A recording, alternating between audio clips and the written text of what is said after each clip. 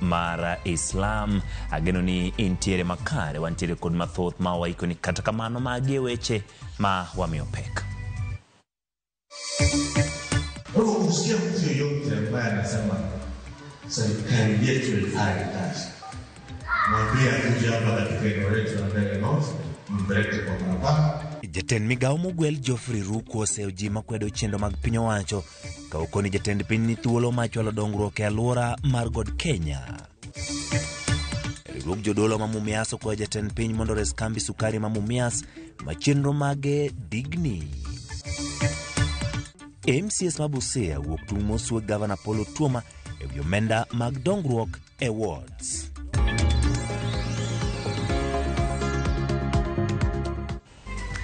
Erkamano nya kwaro mogibed kode chakruok nyaka giko nyinga Ochieng' Emmanuel. Jatend migao ma jotije piny owacho mogwel Geoffrey Ruku orwako limbe jatend piny Kenya William Ruto masawa mar Kenya. Ruku men jod bura ma Mbeere North okoni limbe Ruto dhi bedo kod ber mathoth mag dongruok. Okoni nitiere chendo mag dongruok mowinjore otegi kod lwet jatend piny owacho mano bende ni William Ruto kaka dwarore kakoloso Siakago e kinde pogo sir mag basaris mag somo. Jatelono okoni gedo mag klese 80 mag jopuonjre mag GSS bende dhi tieki kind mamoko gwengego. Lero ni chendo mar KOP ma Kamata kod Kanyo Wambora bende ni elai.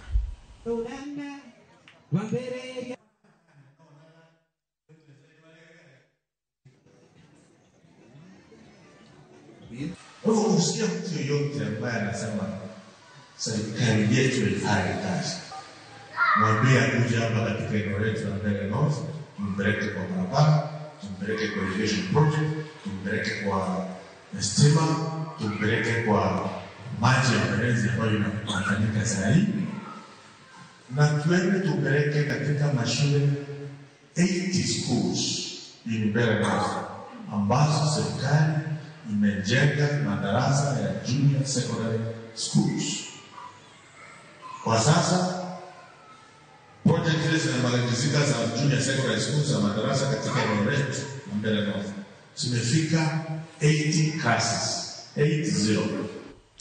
Jodolo mawuok e gwenge ma Mumias nochokore boma ma Kakamega bori riwruok ma dinde mopogore opogore mondo gitwage weche nade ma okwako kambi sukari ma Mumias. Kotelni gi Bishop Nicholas Olumasai, Otieno Eliakim kod jatend Subkembare ma Mumias West Hamisi Omulisia. Jodolo go kwa jatend piny William Ruto mondo mi okonygi e kedo gi midhiero masani omako kambi sukari ma Mumias. Kabende gichiwo siem ne josiasa kotelni gi seneta ma Kakamega Boni Alwali mondo thegre gidwaro margi giwegi ataro gidwaro mag jopur ma Mumias. Gidwaro mondo ndik report malero adimba chal mar kambino.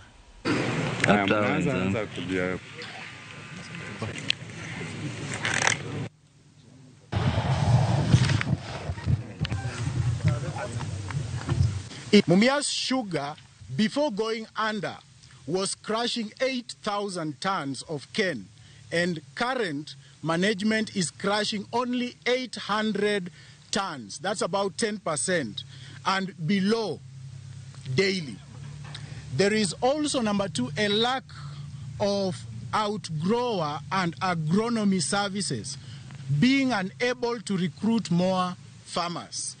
Now that there is a demand by Kenya Revenue Authority for Kenya shillings 3.5 billion arrears as at 2023 in terms of taxes, we now demand an elaborate report from the receiver manager appointed by the Kenya Commercial Bank and current management under SARBI to bring us a report up to speed on the entire process. Wewe kama hauwezi kazi, ondoka ili mtu mwingine apatikane afanye hiyo kazi, kwa sababu you don't have the capacity ya kurun the factory of Mumias Sugar. Angalia vile watu wa Mumias wanaumia, watu wanalia. There is nothing ambayo wakulima wanafaitika na common mwananchi anafaitika.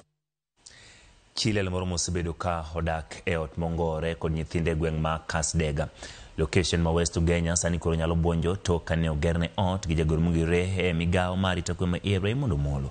Mama Goreti mane owito jode higni 20 mokadho. Osebedo kodak e jikon dagi to kane ode mukore higni mago ma okadho. Kony ne ochwal ko kale chendo motisni Dr. Raymond Omolo Widows Empowerment Program. Anyuola bende ne onyiso mor margi.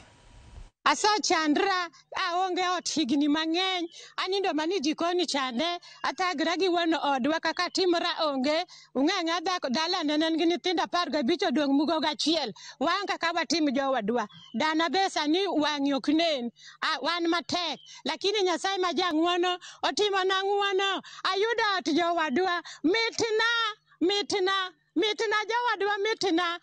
Yuora ni osebedo kod shida nyaka ne wadwa tho. Wabende okwasebedo situation maber mwanyalo gerne kod ot.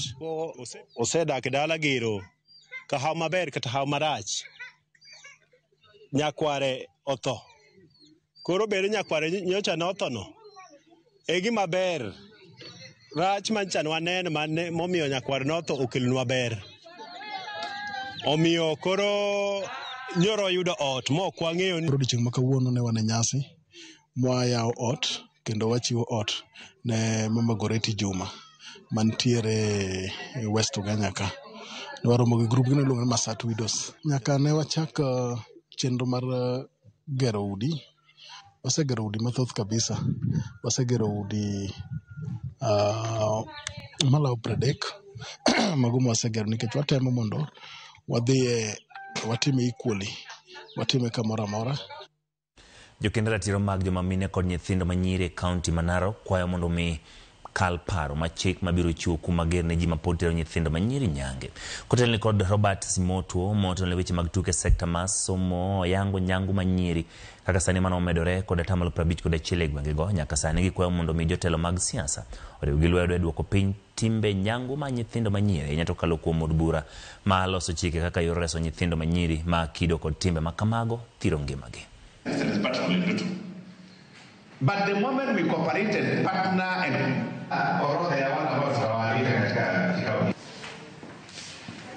anti-FGM in Narok, the prevalence is still high. We still stand at 51%, which is not just a number. It is far much above the national prevalence of 15%. I can attest to the public that the governor of Narok County is our champion number 1.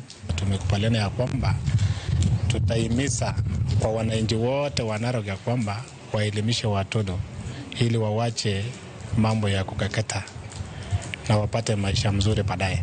As part of the Gender Technical Working Group, we are very happy by this milestone that we've made as a team.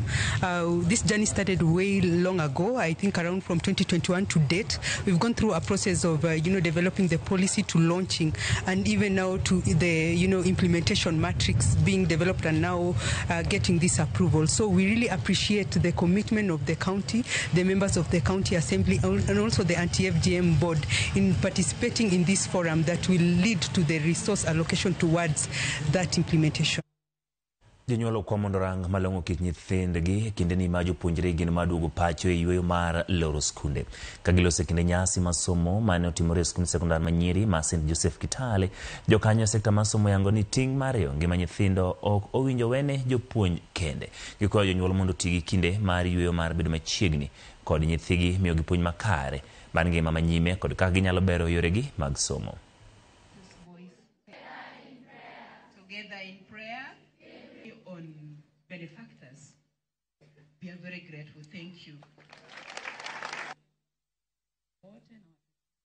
I wish to invite the priests who are here. Waweze kutekeleza jukumu lao kama wazazi. Wasichana wasirandarande, wasichana wasipotoke, wawape nafasi ya kufanya kazi ya nyumbani na kazi ya shule vile vile. Na waweze kuwarudisha hapa mwezi wa 5 wakiwa salama jinsi nimewakabidhi. So tumekuja kutoa shukrani kwake wakufunzi na pia kuhimiza wanafunzi pia waige mfano zetu ili wafaulu katika masomo na katika michezo. Hivyo tunaomba kwamba national government release capitation on time so that schools zianze kufanya maendeleo yake na kusaidia watoto. So that hata watoto wakati wanaenda nyumbani wakirudi wapate principal na management imeprepare mambo ya chakula, mambo ya so watoto wawe settle katika education zao.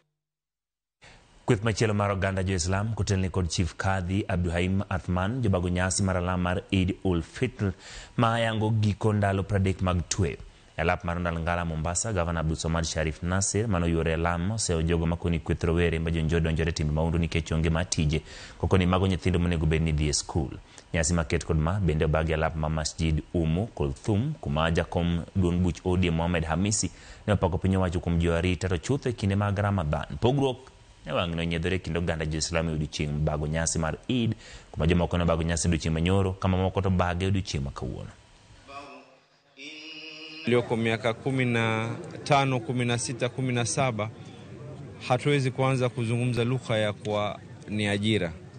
A juvenile needs to be in school. A child needs to be in school. Na kama hata si shule ambayo kwamba ni ile shule hii, hata kuna zile shule ambazo kwamba ni za kidini, lakini hatuwezi kwa saa zote tunasingizia mtoto wa miaka 15, 16, 17, hata 18, hata 19 huwezi kusingizia ya kuwa ni kwa sababu ya ajira. Furaha yetu lazima iwe katika mipaka ambayo imepangwa na sheria ya Kiislamu.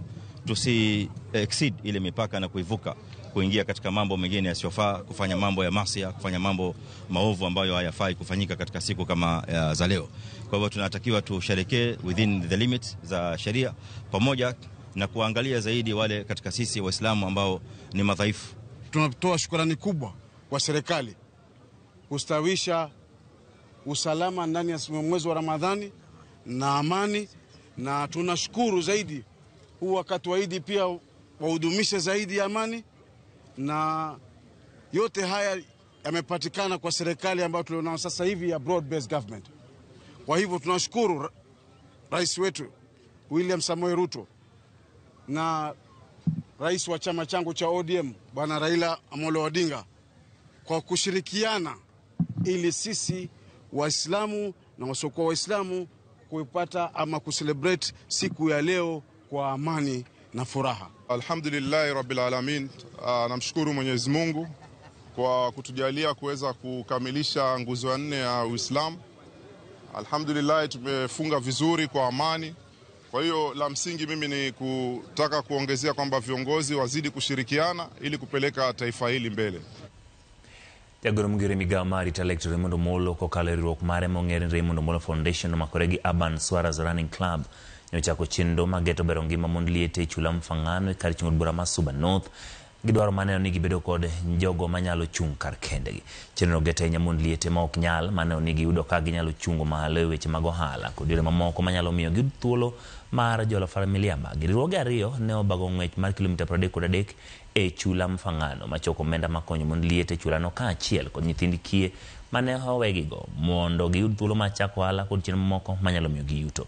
Jaratije duol mochung' ne dongruok e alwora ma Nam Lolwe LBDA mano Wycliffe Ochiaga kod Commissioner Sub County ma Suba West Samason Akach ne otene chenro no koni mond liete chula Mfangano kadhe matek. We have so many widows in Mfangano. These widows, they are vulnerable because they need to eat, they need to take their children to school, they need to take their kids to hospital, and at the same time, quite a number of them you will find that they have been made to be widows because of the pandemic. Ne waringo mondo wayud solro moro matin mwanyalo support godo mond liete e Mfangano kae. Ung'eyo maber ni support mar mond liete en gima Dr. Raymond Omolo keto malo ahinya. So kawuono ne wayudo thuolo mwasolo 150 kendo wamiyo kidieny mag mond liete go mondo gidhi gitim godo ohala ma ginyalo timo. We chose Mfangano as one of the places for these year's programs to make sure that people get to live good, healthy lifestyles, and much more important, the women, the widows also access economic projects that will boost their lifestyles. Ekwara mogiro kamano kumedo kete chenro mano mar migago wakaw yo matin kata kamano kikiri mabor pod wantiere kod mathoth mawaikodi.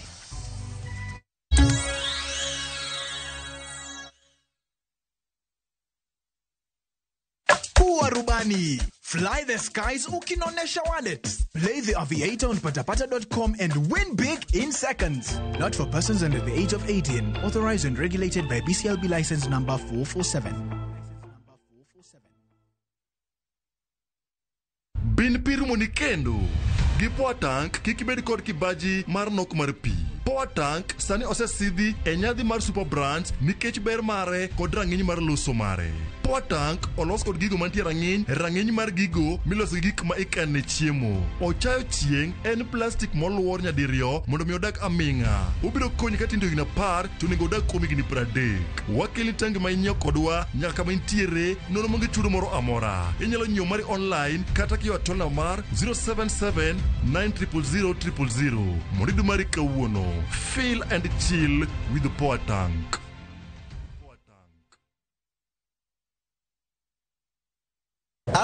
Ma oken mana sigand hera. Donge wan wabiro timo arus. Sama chuny mokuyo ketho ngima ng'ato. Waromo kamae. Kendo afanyo ne jaod nyamino matin. Hera mane okwer, timandhoga kod weche mopondo. I'm sorry. Ang'o miyo ine wanda kamae? Mano ok nyal bedo hera. Hera chako dongo e kind ji ariyo. Mana ni mondo temgi gi pek mar gik ma gisekaloe. Ne won Prince Raj. Ang'o momiyo okidwa yie? E kind piem mar gombo duong' kod makruok gi joot. Chemane mula tigo neno gimana bro timoni. Nyaka ng'ato tim yiero. Yiero manyalo loko tiend hera. Choti Sardani. Wuok tich. Nyaka ngeso saa 2:15 otieno.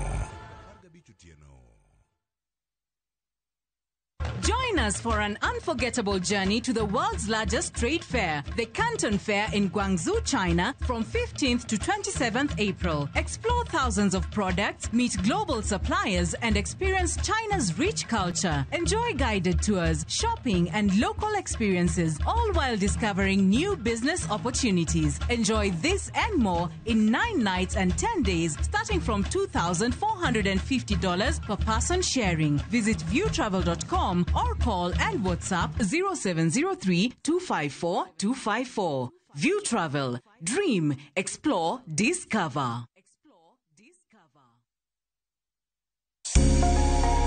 Lwedo chweyo. Koroka sana watiyo gi lwetwa. Rom gi joma oseloko kit ngimagi kendo giseloko pok margi obedo ohala. Bechgi ni malo nikech kaka yudo materials dhi mang'eny. Duto en wach chwech, pok, tich matek kendo tiyo matek. Tim giri mitimo no, kikete chunyi tikete pachi. Mamiyo lek bedo adiera. Pok opogore. Tich ang'wen, saa 2 okinyi kod Sharon Ong'ao. Kik bai.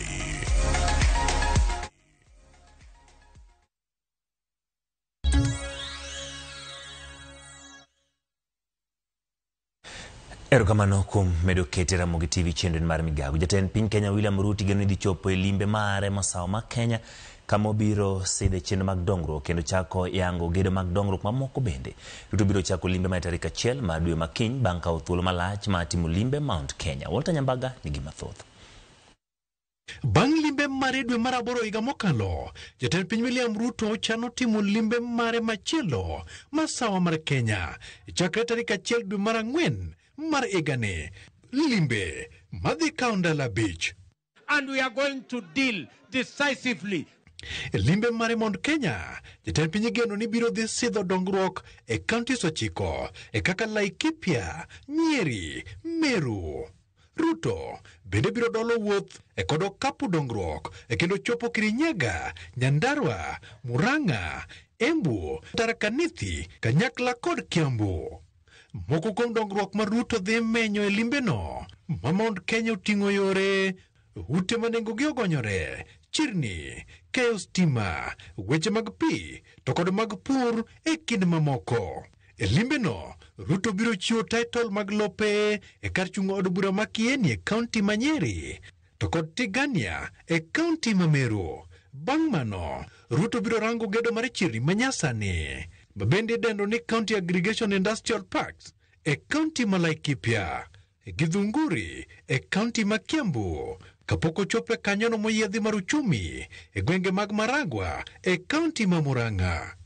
Sirikal mamalo kod sirikal mar kaunti obiro kanyakla mar gero chirni manyasani e kaunti 47 ka kaunti dhi muonyo shillings milion 500 kama kaunti ka kaunti biro mana solo shillings milion 250 mar manyo kama igede to kod gedo mamoko kanyakla kod mago maketo mwandu monywando kuonde mag medo ndhadho e keyo mag pur.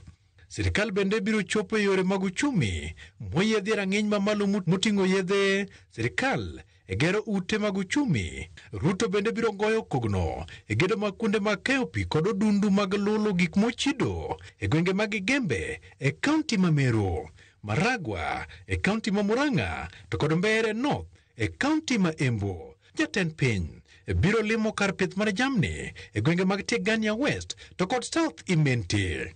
E kaka yor lombo masawa, Ruto biro limo kar thieth ma JM Kariuki e gwenge mag Olkalau e kaunti ma Nyandarua ka sirikal mamalo to kod mano mar kaunti tiyo kanyakla mar tieko gedono. Ruto bende biro chopo e kolej ma Kangeme kaunti ma Murang'a e kendo chopo chako gedo mar ute mag obila ma e Gamba Ng'ombe e kaunti ma Tharaka Nithi. Ruto biro chiwo gwenge mag Mbeere South e kendo chopo Kiambu e kendo limo chenro mag pi. Jatelono e kendo biro rango loso apaya mau ma oketne Kenya shillings bilion 5. Apaya mabiro mwoma Badea e kod God Mount Kenya koluwo Kiambu, Nyandarua kod Nyeri County.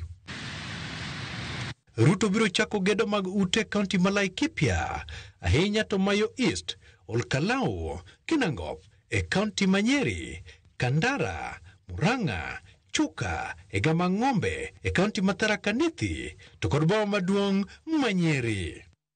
Mondo duog chuny mine ma joala, Ruto biro limo chirni mag uso cham e kuonde kaka Kieni e kaunti ma Nyeri, Laikipia East e Gembe South to kod Tigania e kaunti ma Meru. Ruto bende biro dhi chopo Kirinyaga Central, Kinangop, Nyandarua, kanyakla kod Chuka e Tharaka Nithi. Chirnigo uting'o Runyenjes, Manyata e Embu County, Odhaya e kaunti ma Meru, kanyakla kod Githunguri e kaunti ma Kiambu. To kogik e keyo sitima, Ruto biro luorore Laikipia, Kieni e kaunti ma Nyeri, South Imenti ma Meru. Ruto bende geto chopo Kirinyaga Central, Olkalau ma Nyandarua to kod Manyata ma Embu. Walter Nyambaga, Ramogi TV. Akor mogi kodhi wach mar mor kod ilo en mor kod ilo e nyasi mariwo kenye kin jalendo mar nyakalondo mar Ramogi Collins Okaka kod nyadendi Elizabeth Josiah. Nyasi mar kenyo riwe kanisa mar Deliverance Karen kaeto chope ng'ende alap mambalariany mar African International University. Jolendo gi jotije mag Royal Media ne oyuoro karombgi mar bedo joneno e nyasi mabende ne oyuoro jothurgi Okaka mawuok Suba kod Elizabeth mawuok Kisumu e kind welo mamoko.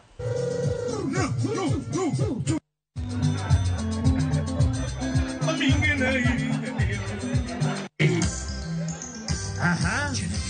Bas. Chap. Nilisema nataka rais mbili tu. Wakiingia hivi mnafuata, si ndio? Haya. Wakuje sasa. Hapa. Anayoka yo Kisumu makopa ni. Yo subo se yuto. Yo suba sungore.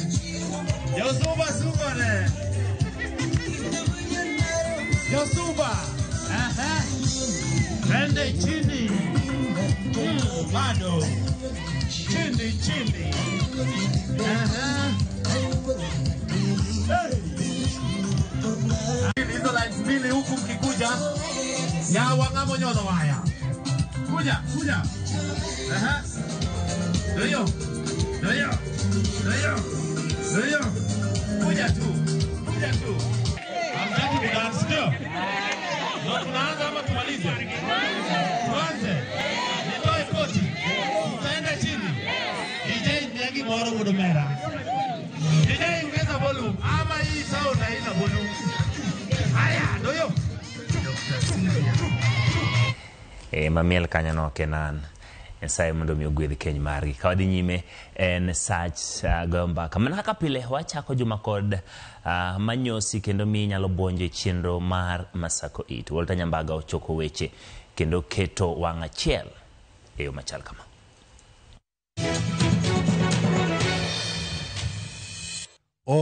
Jaduong Salasia, in kodo yuak mane? Na mimi walinitoa kwa chama, walinitoa kwa komiti zote. Yuak mane? Walinitoa kwa komiti zote. Okay. Walichukua vitu yote, budget wakachukua, agriculture wakachukua sijui nini. Wakaniweka jikoni. Nibebea supu nipelekea watu wangu wa nyumbani, wakuja na mimi supu shiwali. Koro in kure Udmumias. Mimi naangalia supu ya wabunge, naangalia chakula ya wabunge. Sawa kare. Youth leader Masiaya, jambo. Mimi sijui kusema haya. To ikoni Uhuru notimo ang'o? Uhuru Kenyatta warned you people. Ang'o? And told you that you will cry. You will cry. Okay. To koro gisani gitimore nade? Now, when you are crying, you want Raila to come and rescue you. How does he do it? Onger kanodwaro ip mabor to nomiye. Koso nang'o? Wege kanyo. Okay, David Osiany. Koso David Osiany. An? In kod penjo. Penjane Uduma. Benitie jatich. Manyalo holo jal mondike pesa. Kuom ranyisi ka japicha, jatija, to an mudos mare. Ni in ondiki to ng'amondiki no ema chak kwai pesa. Okay, David. To ndiko to wachi ang'o? Ngeche ndiko. Ang'oa? Ni en gima ber konyo ng'amochan. Ng'at ma konyo ng'amochan holo Ruoth Nyasaye to gikone ibiro chule. Well, kare ber. To Kisumu ka sani liet. Nyaka mami, awinjo ni Owili sani partner ni. Owili partner mara, aluonga ni partner wach wane deputy governor Sario Manyong'o nigo. To chon ne chalo nade? Kata inyiso ni to mbele ka dhi chalo nade? Mabiro cha Owili. Akendo partner kodi nang'o? Koro yawuowi machung' owe kaso mine. Koso mine be dwa chung'. Chuogi owetuo koda joma bet ka gin mine. Koso gin mine. Magi jomage. Okul mine. To tam chuogi chunga ka nigi gichung'. Wado wabet. Yawa nyaka mami. Nuoyane. To tam chuogi chunga ka nigi gichung'. Wado wabet. To kara in be ichung'. Luisa kuye ni chogi mundo chung. Ang'oa? To wado wabet. Kichung' dangi ne matek. Kamano no mundo be chung koso kika chung. Achung koso kika chung. To Willy to wachi ang'o? Ito wana ame mi kwa marga. Tina wana lomi. Aya. Rigiji ok mor kod jamadar. Na tungetaka kuambia mkuu ya majeshi, please, usilete siasa kwa mambo ya majeshi. Well, jumani jopuonj bende nyokawo namba kod jopuonjre ara kidhura ne miel kama tin.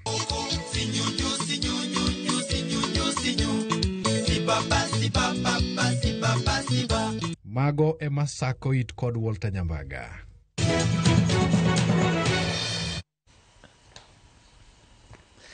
Walter Nyambaga wadhi nyime kweth mag MCA kaunti ma Busia wuok ka kwedo mager weche manyocha gavana wa Busia Paul Otumo wacho ni kaunti no osebedo ka chiwo omenda maromo milion 20 ne MCAs mondo gitago chenro mag dongruok higa ka higa. MCAs go koni gavana Otumo awuondo jopiny kendo nyaka chiw ler kama ne ogole ne wards omenda go makao kamano to gidhi kalo budget makojolo ma higa ni. Kautino Daniel Nigeler.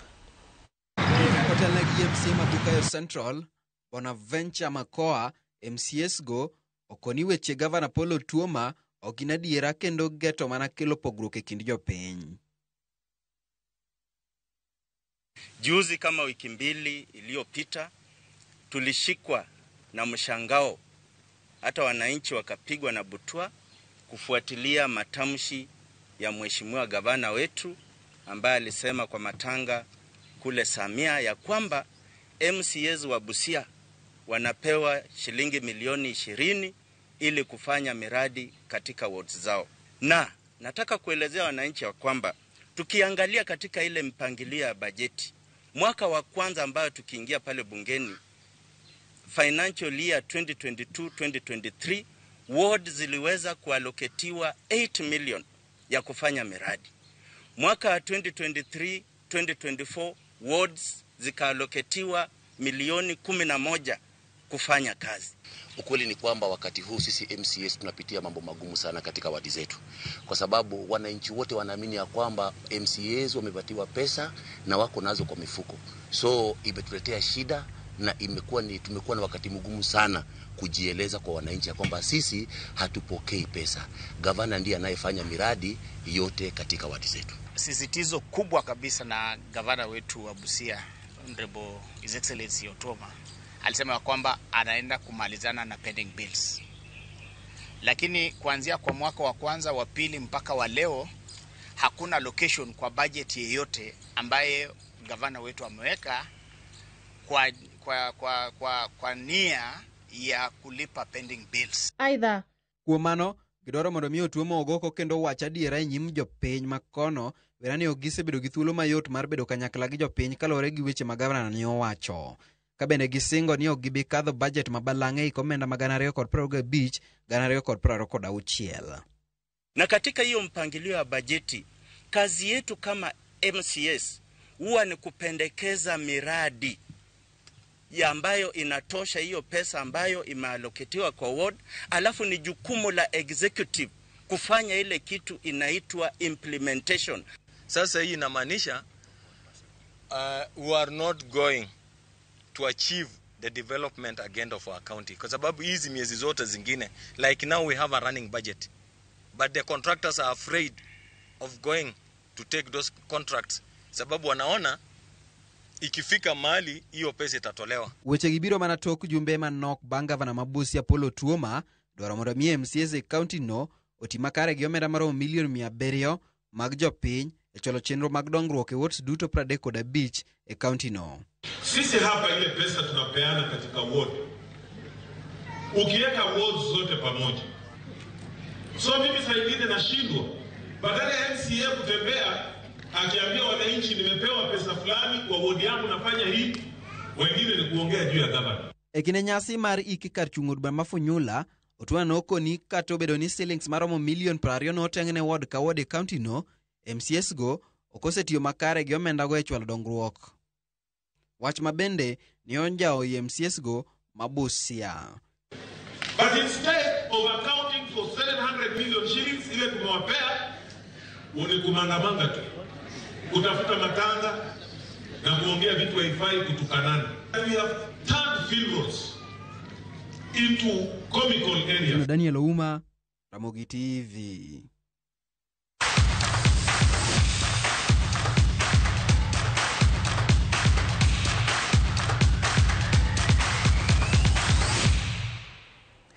Klab ma Manchester City ong'ado tiko madonje nus final mag tuke mag FA Cup bang' loyo klab ma Bournemouth gonde 2-1 Otieno Manyoro.